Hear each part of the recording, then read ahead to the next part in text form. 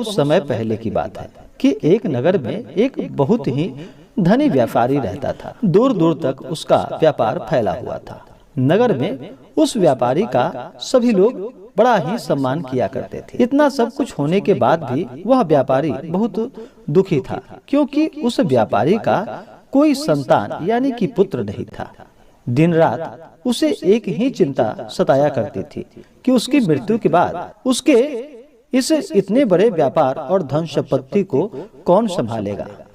पुत्र पाने की इच्छा से वह व्यापारी प्रति सोमवार भगवान शिव की व्रत और उनका पूजन किया करता था और कथा श्रवण किया करता था। सायंकाल को व्यापारी शिव मंदिर में जाकर भगवान शिव जी के सामने घी का दीपक जलाता था।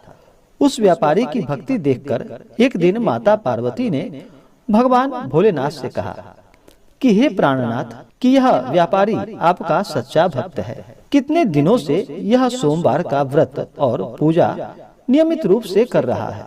भगवान, आप इस व्यापारी की मनोकामनाओं को पूर्ण करें।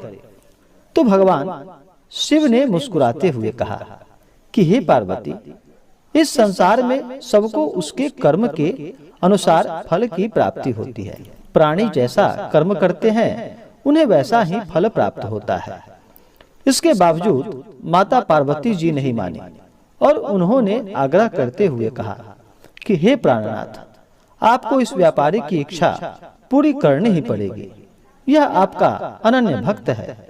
प्रति सोमवार आपका विधिवत व्रत रखता है और पूजा अर्चना के बाद आपको भोग लगाकर एक समय भोजन ग्रहण करता है। आपको इसे पुत्र प्राप्ति का वरदान देना ही होगा। माता पार्वती का इतना आग्रह देखकर भगवान शिव ने कहा कि तुम्हारे आग्रह पर मैं इस व्यापारी को पुत्र प्राप्ति का वरदान देता हूँ, लेकिन इसका पुत्र 16 वर्ष से अधिक जीवित नहीं रहेगा।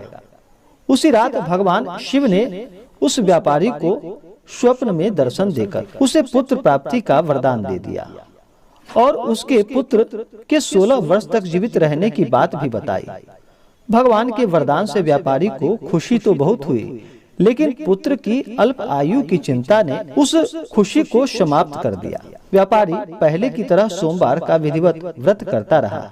कुछ महीने पश्चात उसके घर अति सुंदर उसका पुत्र उत्पन्न हुआ। पुत्र जन्म से व्यापारी के घर में खुशियां भर गई। बहुत धूमधाम से पुत्र जन्म का समारोह मनाया गया। व्यापारी को पुत्र जन्म की अधिक खुशी नहीं हुई, क्योंकि उसे पुत्र की अल्प आयु के रहस्य का पता चल गया था। यह रहस्य घर में किसी को भी मालूम न था। जब पुत्र 12 वर्ष का हुआ तो शिक्षा के लिए उसे वाराणसी भेजने का निश्चय हुआ। व्यापारी ने पुत्र के मामा को बुलाया और कहा कि पुत्र को शिक्षा प्राप्त करने के लिए वाराणसी छोड़ आओ। लड़का अपने मामा के साथ शिक्षा प्राप्त करने के लिए चला गया। रास्ते में जहाँ भी मामा और भांजा रात्रि विश्राम के लिए ठहरते, वहीं यज्ञ करते और ब्राह्मणों को भोजन कराते थे। लंबी यात्रा के बाद मामा और भांजा एक नगर में पहुंचे। उस नगर के राजा की कन्या के विवाह की खुशी में पूरे नगर को सजाया गया था। निश्चित समय पर बारात आ गई, लेकिन वर का पिता अपने बेटे के एक आंख से काने होने के कारण बहुत चिंतित था। उसे इस बात का भय सता रहा था कि राजा को इस बात का पता चलने पर कहीं वह विवाह से इनकार न कर दे, इससे उसका अपमान होगा। वर के पिता ने लड़के को देखा तो उसके मस्तिष्क में एक विचार उत्पन्न हुआ। उसने सोचा कि क्यों न मैं इस लड़के को दूल्हा बनाकर राजकुमारी से विवाह करवा दूं। विवाह के बाद इसको धन देकर विदा कर दूंगा और राजकुमारी को अपने नगर में ले जाऊंगा। वर के पिता ने इसी संबंध में मामा से बात की। मामा ने धन मिलने के लालच में वर के पिता की बात स्वीकार कर ली। लड़के को दूल्हे के वस्त्र पहनाकर राजकुमारी से विवाह करा दिया गया। राजा ने बहुत सारा धन देकर राजकुमारी को विदा किया।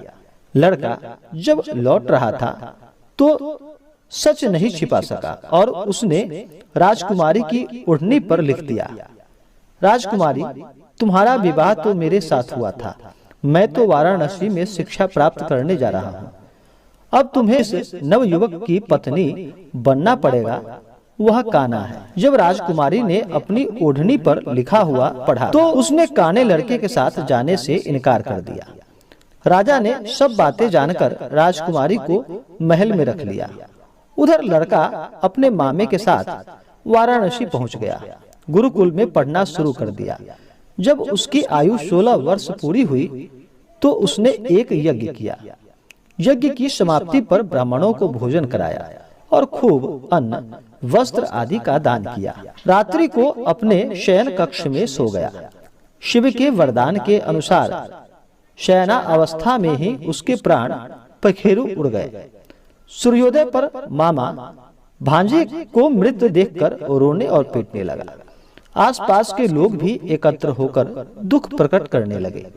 मामा के रोने और विलाप करने के स्वर समीप से गुजरते हुए भगवान शिव और माता पार्वती ने भी सुनी। पार्वती जी ने भी भगवान से कहा कि हे प्राणनाथ, मुझसे इसके रोने के स्वर अब मुझसे सहन नहीं हो रहा। आप इस व्यक्ति के कष्ट अवश्य दूर कर दें। भगवान शिव ने पार्वती जी के साथ अदृश्य रूप में समीप जाकर देखा, यह तो उसी व्यापारी का पुत्र है। मैंने इसे 16 वर्ष की आयु का वरदान ही दिया था। इसकी आयु तो पूरी हो चुकी है। पार्वती जी ने फिर भगवान शिव से निवेदन किया कि हे प्राणनाथ, आप इस लड़के को जीवित करें, नहीं तो इसके माता पिता पुत्र की मृत्यु के कारण रो रो कर अपने प्राणों को भी त्याग देंगे। इस लड़के का पिता तो आपका परम भक्त है। वर्षों से सोमवार का व्रत करते हुए आपको भोग लगा रहा है। पार्वती के आग्रह पर भगवान शिव ने लड़के को जीवित होने का वरदान दे दिया और कुछ ही पल में वह जीवित होकर उठ बैठा। शिक्षा समाप्त करके लड़का अपने मामा के साथ अपने नगर की ओर चल दिया। दोनों चलते हुए उसी नगर में पहुंचे जहां उसका विवाह संपन्न हुआ था। उस नगर में भी यज्ञ का आयोजन किया। समीप से गुजरते हुए नगर के राजा ने यज्ञ का आयोजन देखा। राजा ने उसको तुरंत पहचान लिया।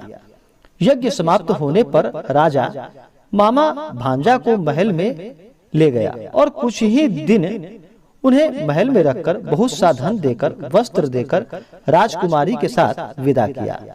रास्ते में सुरक्षा के लिए राजा ने बहुत से सैनिकों को भेजा। नगर में पहुंचते ही एक दूत को घर भेजकर अपने आगमन की सूचना भेजी। अपने बेटे को जीवित वापस लौटने की सूचना से व्यापारी बहुत प्रसन्न हुआ। भूखे प्यासे रहकर व्यापारी और उसकी पत्नी बेटे की प्रतीक्षा कर रहे थे। उन्होंने प्रतिज्ञा कर रखी थी कि यदि उन्हें अपने बेटे की मृत्यु का समाचार मिला तो दोनों अपने प्राणों को त्याग देंगे। व्यापारी अपनी पत्नी और मित्रों के साथ नगर के द्वार पहुंचा। अपने बेटे के विवाह का समाचार सुनकर पुत्रवधू राजकुमारी को देखकर उसकी खुशी का ठिकाना न रहा। उसी रात भगवान शिव ने व्यापारी के स्वप्न में आकर कहा कि हे श्रेष्ठी, मैंने तेरे सोमवार के व्रत करने और व्रत कथा सुनने से प्रसन्न होकर तेरे पुत्र को लंबी आयु प्रदान की है। व्यापारी बहुत प्रसन्न हुआ। सोमवार का व्रत करने से व्यापारी के घर में खुशियां लौट आई। शास्त्रों में लिखा है कि जो स्त्री और पुरुष सोमवार का विधिवत व्रत करते हैं और इसका कथा श्रवण करते हैं, उनकी सभी इच्छाएं और मनोकामनाएं पूर्ण होती है। इसी प्रकार से जो भी भक्त, जो भी जातक सच्ची श्रद्धा के साथ, नियम और निष्ठा के साथ सोमवार का व्रत करते हैं, सोमवार व्रत का कथा श्रवण करते हैं, भगवान उनकी सभी इच्छाओं को पूर्ण करते हैं। तो आशा करता हूँ कि यह जानकारी आपको अच्छा लगा हो। ऐसे ही ज्ञानवर्धक जानकारियाँ प्राप्त करने के लिए हमारे इस चैनल पे अगर आप नए हैं तो चैनल को लाल बटन दबा करके सब्सक्राइब करें, साथ में बेल आइकन घंटी को दबाएं ताकि मेरे वीडियो का नोटिफिकेशन आपको समय से मिलता रहे।